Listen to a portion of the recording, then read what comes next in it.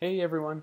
I wanted to do a quick screencast this morning to cover the app a day that I did yesterday. I'm trying to be good about at least getting a few in a week, so this is my first one for this week. I'm going to use CSS3 animations again. So last week, or the last time I did one was this box dot, and we used CSS3 animations to make these blinking boxes or dots randomly appear within the box. This time I'm going to do something kind of similar. It's a box with a dot in it, so next one we'll definitely be moving away from that. But we're using CSS3 animations to make this ball move around, so there's no JavaScript making this move, which is cool. And then we can click this button here and add more balls into our box. So this is what we're going to be working on, so let's go ahead and dive right in. So the HTML for this is actually pretty basic. We just have a container, which is DSL in Bootstrap for adding like padding to divs, and we have our title here. And then we have another container with a row and two columns, a smaller column for our button, which says add ball, obviously, and has a unique ID, and then a div containing another column, which is larger for what's going to be our box, and that's also a unique ID. And within that div, we have these B tags, which will represent our ball. And as always, if you guys have any questions, leave comments below, or just check out the code on GitHub if you see or don't see something here. So as far as the CSS is concerned, it's actually pretty basic for the most part. The box is something, I'm not reinventing the wheel here. I'm sure that you probably all know how to make a box, and if you don't, here's some great code to do so. The only thing here that might be a little bit new is box shadow. I don't know if you've never used that before, you can just do Google box shadow CSS, and W3 Schools obviously has great resource. You can play with it right here. You define the bottom and the side pixels of how big you want it, and then a gradient and the color of your shadow. So you can play with it. Really the more important thing is probably the gradient here. So if we change this from 5 to 50, we'll see that this gradient actually increases on both sides and becomes a little bit more soft. So that's all box shadow is. Anything that you see here that you don't recognize or know, then obviously just Google it. Cool, so let's refresh our screen to make sure that we have a box on the page. We have our selector right here. Yep, so cool, we have this green box. Awesome. Now we want to put a ball within that box, so we're going to make sure we select the ID for our box again, and then any B tags within that box are going to have all of these properties. So we're going to display display the position.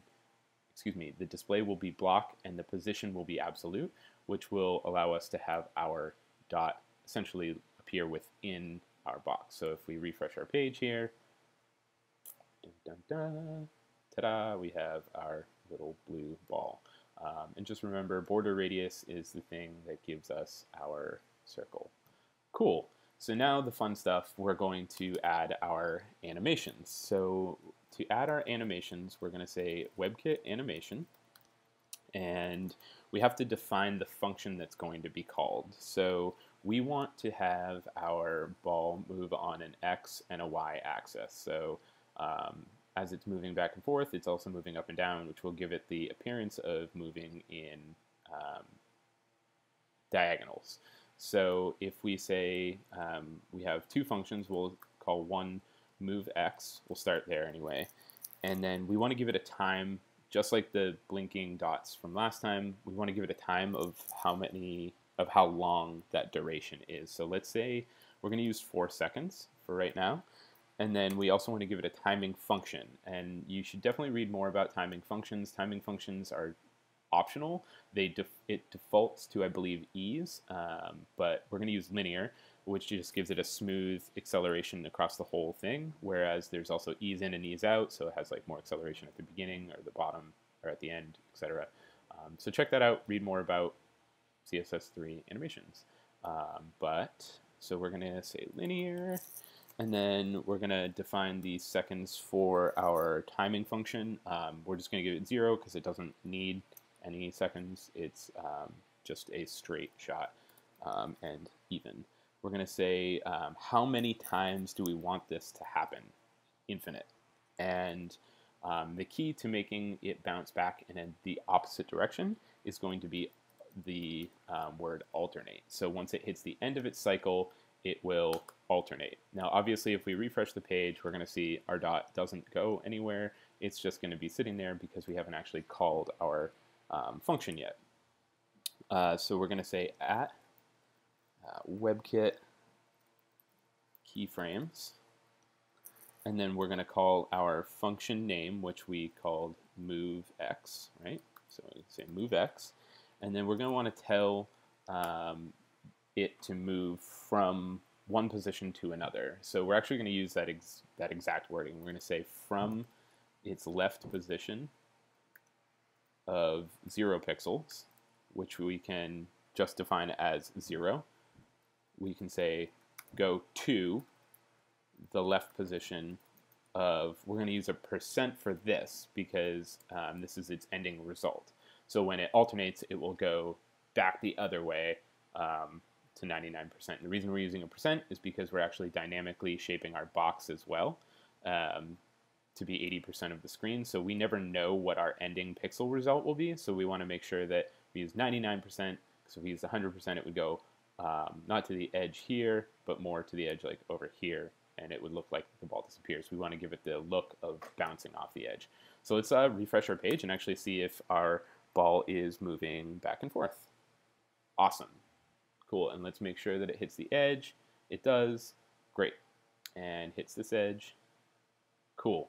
So we have a ball moving back and forth, but now we need to make it move up and down. So let's add a y-axis to it. So we're actually going to name another function here. We're going to say move y, and we're going to follow the exact same process here. We're going to use all the same keywords, or all the same language here.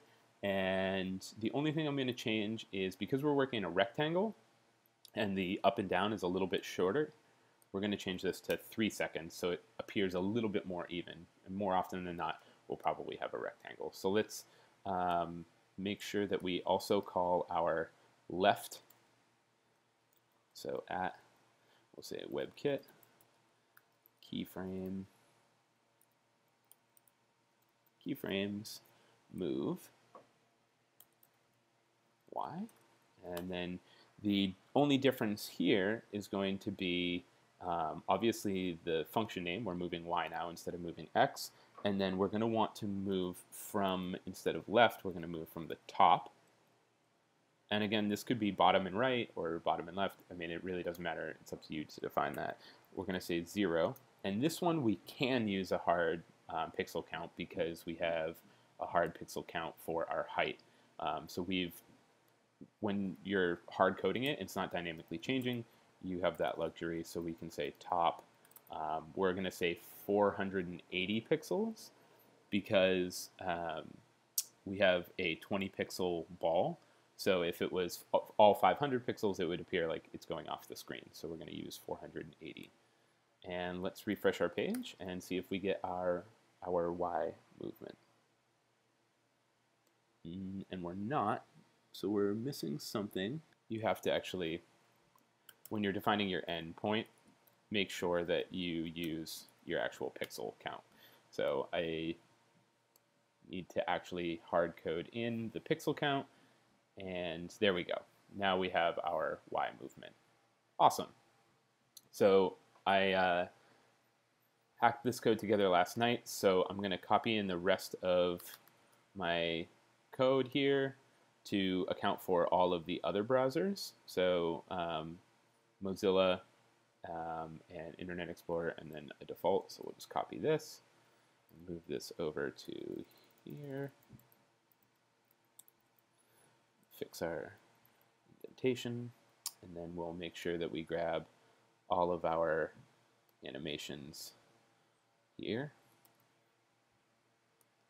And we can actually just paste over these because those are all the same. And let's refresh, make sure our ball is still bouncing. Very cool. Okay, awesome. So we have our bouncing ball, and that's actually all we need for our CSS. So we can go ahead and move on to the JavaScript, which is going to select our button, and it's going to insert these new balls of random colors. So let's get our document ready. So when the DOM is loaded, we can call this function. And actually, for time's sake, I'm going to bring in my code that I wrote last night and just explain it. It's really pretty direct and nothing necessarily reinventing the wheel here. So let's just fix the indentation. And ultimately, what's happening is we're selecting our button, and then we're saying on click, we're going to call this function where we create a variable box, which is equal to the box on the screen, which remember is this div here, which is holding our balls. And then we will create a variable ball, which is just a jQuery object with these b tags. So we're going to use the same random color function now for the third time. To just grab a random hex so that we can randomly set the color of our ball. So we're just looking at this jQuery object and using the jQuery CSS function to dynamically change the color of our ball. And then all we're doing is appending that ball to our box div, and we're good to go. So none of the movement is happening there. And if we refresh the page, let's see what happens. We get all of these new balls. Awesome. So that's it, guys, in a nutshell. I hope you enjoyed this. Please leave me comments, questions. Check out the code on GitHub, and I hope you have an awesome day.